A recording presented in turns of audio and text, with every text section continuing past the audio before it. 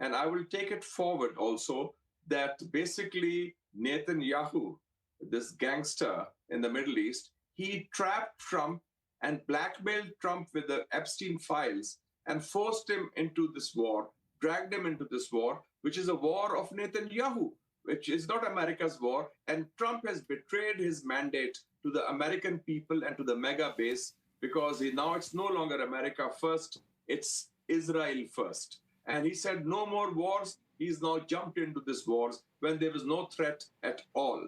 And I think it's very clear that the American people are not behind him in this war, which is an unwinnable war, which is going to have worse consequences than even the Iraq misadventure of 2003. And I think I would fully agree that the APAC, the American Israel Public Affairs Committee, the Jewish lobby in the United States, that's, as it was once said, that the Israeli occupied territory is not Gaza and West Bank alone.